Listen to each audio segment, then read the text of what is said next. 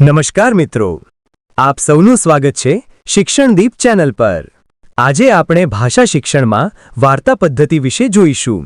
તો જોઈએ પ્રશ્ન, ભાષા શિક્ષણમાં વાર્તા પદ્ધતિ સમજાવો। ભાષા શિક્ષણને રસપ્રદ, જીવંત અને અસરકારક બનાવવા માટે વિવિધ પદ્ધતિઓનો ઉપયોગ કરવામાં આવે છે।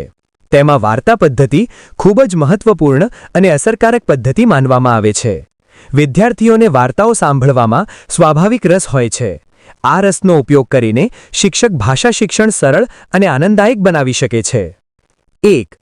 વાર્તા પદ્ધતિનો અર્થ। વાર્તા પદ્ધતિ એવી શિક્ષણ પદ્ધતિ છે જેમાં ભાષાના પાઠને સમજાવવા માટે શિક્ષક વાર્તાનો ઉપયોગ કરે છે।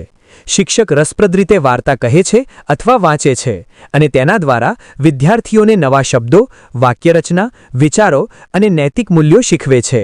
આ પદ્ધતિમાં વિદ્યાર્થીઓ ધ્યાનપૂર્વક સાંભળે છે અને ભાષાને સ્વાભાવિક રીતે સમજવા લાગે છે। 2. વાર્તા પદ્ધતિના ઉદ્દેશો। વાર્તા પદ્ધતિના મુખ્ય ઉદ્દેશો નીચે મુજબ છે। વિદ્યાર્થીઓમાં ભાષા પ્રત્યે રસ અને ઉત્સુકતા વિકસાવવી, વિદ્યાર્થીઓના શબ્દભંડોળમાં વધારો કરવો, સાંભળવાની, સમજવાની અને બોલવાની ક્ષમતાનો વિકાસ કરવો, કલ્પના શક્તિ અને સર્જનાત્મકતા વધારવી, નૈતિક મૂલ્યો અને સામાજિક સંસ્કારો આપવા, વિદ્યાર્થીઓને અભિવ્યક્તિ કરવાની તક આપવી। 3. વાર્તા પદ્ધતિની પ્રક્રિયા। વાર્તા પદ્ધતિને સફળ બનાવવા માટે શિક્ષકે નીચે મુજબની પ્રક્રિયા અપનાવવી જોઈએ। પાઠના હેતુ અનુસાર સરળ અને રસપ્રદ વાર્તાની પસંદગી કરવી। વાર્તા કહેતી વખતે અવાજમાં ઉતાર ચઢાવ, હાવભાવ અને ચિત્રોનો ઉપયોગ કરવો। વાર્તા દરમિયાન વિદ્યાર્થીઓને ધ્યાનપૂર્વક સાંભળવા પ્રોત્સાહિત કરવું। વાર્તા પૂર્ણ થયા પછી પ્રશ્નો પૂછવા। વિદ્યાર્થીઓને વાર્તા ફરી કહેવા, સંક્ષેપ લખવા અથવા ચર્ચા કરવા પ્રોત્સાહિત કરવું। 4. વાર્તા પદ્ધતિના ગુણ, લાભ। વાર્તા પદ્ધતિના અનેક લાભો છે। વિદ્યાર્થીઓમાં અભ્યાસ પ્રત્યે રસ વધે છે, ભાષા સરળ અને સ્વાભાવિક રીતે શીખી શકાય છે, શબ્દભંડોળ અને ભાષા અભિવ્યક્તિમાં વધારો થાય છે, કલ્પના શક્તિ અને વિચાર શક્તિ વિકસે છે, નૈતિક અને સામાજિક મૂલ્યોનો વિકાસ થાય છે, વિદ્યાર્થીઓની સ્મરણ શક્તિ મજબૂત બને છે।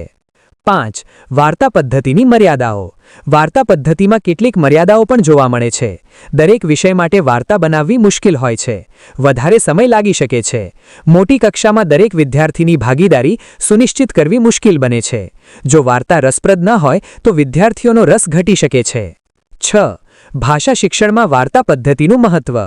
ભાષા શિક્ષણમાં વાર્તા પદ્ધતિ ખૂબ જ મહત્વપૂર્ણ છે, કારણ કે આ પદ્ધતિ દ્વારા વિદ્યાર્થીઓ આનંદ સાથે ભાષા શીખે છે।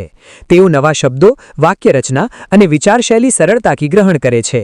વાર્તા દ્વારા શિક્ષણ જીવંત અને અસરકારક બને છે। નિષ્કર્ષ, આ રીતે વાર્તા પદ્ધતિ ભાષા શિક્ષણમાં ખૂબ જ ઉપયોગી અને અસરકારક પદ્ધતિ છે। આ પદ્ધતિ વિદ્યાર્થીઓમાં રસ, કલ્પના શક્તિ અને ભાષા કૌશલ્યોના વિકાસમાં મહત્વપૂર્ણ યોગદાન આપે છે। આભાર।